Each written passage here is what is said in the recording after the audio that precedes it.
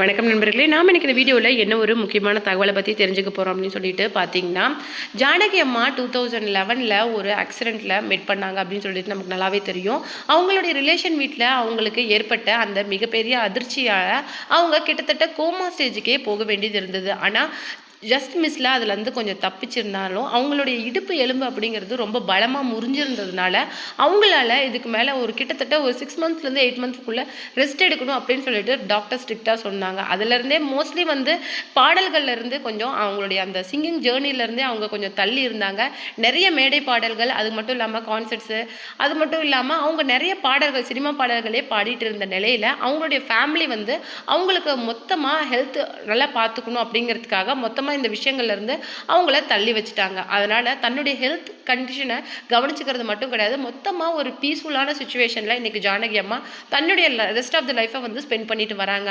அந்த வகையில் அவங்க இன்னைக்கு அபிஷேகாவோட பாடலுக்கு ரியாக்ட் பண்ணியிருக்காங்க அப்படிங்கிற ஒரு விஷயம் தான் இன்னைக்கு மற்ற போட்டியாளர்கள் மத்தியிலையும் சரிகமப்பா செட்லையும் பேசிட்டு இருக்க ஒரு வைரலான விஷயமா போயிட்டு இருக்கு.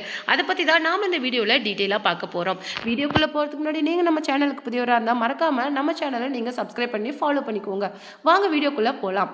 அபிஷேகாவோட ஒவ்வொரு பாடல்களுக்குமே கிட்டத்தட்ட 2 தடவை ஜட்ஜஸ் கோல்டன் ஷவர் கொடுத்துருக்குறாங்க. நிறைய பாடல்களுக்கு ஸ்டாண்டிங் அவேஷன் கொடுத்துருக்காங்க அப்படிங்கிற விஷயம் நமக்கு நல்லாவே தெரியும். அது மட்டும் கிடையாது, இதுக்கு முன்னாடி சீசன்லையும் ஜட்ஜஸ் கிட்ட யார் அதிகமாக கோல்டன் ஷவர் வாங்குறாங்களோ அவங்க தான் டிக்கெட் டு ஃபைனலுக்கு போகிறதுக்கான அந்த ஆப்பர்ச்சுனிட்டிஸ் அப்படிங்கிறதும் அதிகமாக இருந்தது.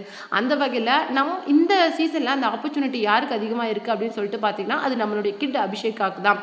அந்த வகையில் இன்னைக்கு ஜானகி மேம் என்ன சொல்லியிருக்காங்க அப்படின்னு சொல்லிட்டு பார்த்தீங்கன்னா அவங்களுடைய வலைதள பக்கங்களில் காட் பிளஸ் யூ கண்ணா அப்படின்னு சொல்லிட்டு தன்னுடைய பதிவை போட்டிருக்காங்க. இன்னைக்கு அந்த வாழ்த்துக்கள் தான் இன்னைக்கு அபிஷேகாவை ரொம்பவும் ஒரு இணையதளத்தில் பேசுபொருளாக போயிட்டு இருக்குது. அபிஷேகாவுக்கு ஜானகி அம்மா கொடுத்த அந்த வாழ்த்துக்கள் பிளஸிங் அப்படிங்கிறது மிகப்பெரிய அளவில் பார்க்கப்படுது.